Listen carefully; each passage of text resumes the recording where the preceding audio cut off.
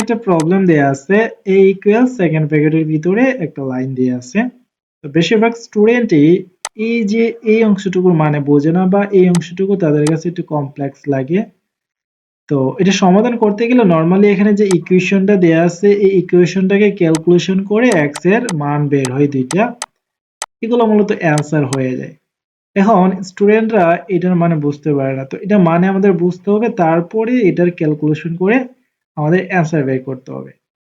দেখেন প্রশ্নটা বলছে এ সেট এর বা এর কিছু মান বের করতে হবে তোমাকে, যে মানগুলা x such that x element r, মানে x এর এই ইকুয়েশন থেকে x এর যে মানগুলা বের হয়েছে সেই মানগুলা r অন্তর্ভুক্ত হতে হবে। আর মানে কি? আর মানে হচ্ছে রিয়েল নাম্বার, ঠিক আছে, রিয়েল নাম্বার। তো এই ইকুয়েশন থেকে x এর যে মানগুলা পাবা সেই মানগুলা অবভিয়াসলি রিয়েল নাম্বারে অন্তর্ভুক্ত হতে হবে। যদি রিয়েল নাম্বারে অন্তর্ভুক্ত হয় তাহলে সেই মানগুলা মূলত এর উপাদান হবে। এই জিনিসটা দ্বারা এটাই বুঝাইছে x এলিমেন্ট r মানে হচ্ছে x এর মানটা রিয়েল নাম্বারে অন্তর্ভুক্ত হতে হবে।